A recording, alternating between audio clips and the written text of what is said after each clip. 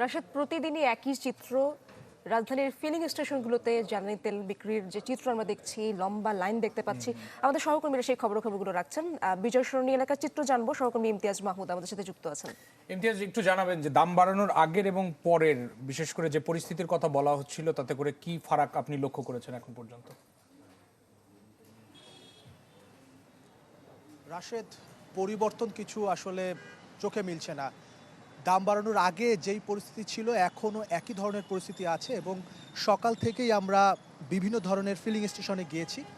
এর আগে আমরা তেজগাঁওতে ছিলাম, তারপরে পরিবাগে, সেখানে এবং এখন বিজয় সরণিতে, এবং এখানেও সেই দীর্ঘ লাইন। এই বিজয় সরণির এখান থেকে শুরু করে জাহাঙ্গীর গেট পার হয়ে মহাখালী যে রেল গেট সেই পর্যন্ত মোটরসাইকেল প্রাইভেট কারের দীর্ঘ লাইন চলে গেছে। এখানে যারা অপেক্ষা করছে তারা বলছে যে তারা 3 থেকে 4 ঘন্টা পর্যন্ত এখানে দাঁড়িয়ে আছে এবং তাদের অফিস শেষ করার পরে আরেকটা নতুন কর্ম তাদের যুক্ত হচ্ছে। এবং এখানকার যে ম্যানেজার আছে তার সাথে আমরা কথা বলেছি, তাকে আমরা প্রশ্ন করেছিলাম যে আজকে থেকে 20% অকটেনের সরবরাহ বৃদ্ধির কথা ছিল, সেটা হয়েছে কিনা। তিনি বললেন যে এটা আজকে থেকে হয়নি, কিন্তু গতদিন অথবা আজকে থেকে হয়নি, কিন্তু কালকে থেকে হওয়ার সম্ভাবনা রয়েছে।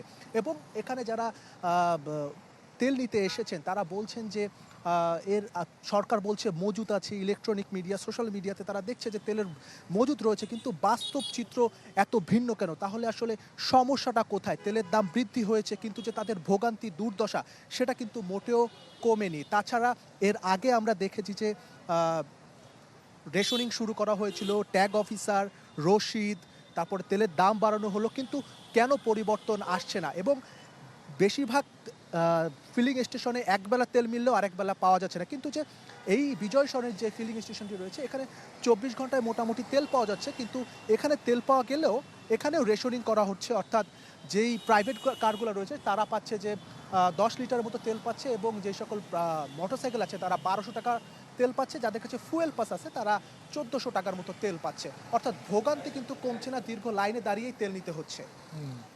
ইমতিয়াজ, অনেক ধন্যবাদ যুক্ত হওয়ার জন্য। ইমতিয়াজ মাহমুদ আমাদের সাথে ছিল। যুক্ত হয়েছিলেন বিজয় সরণি এলাকা থেকে।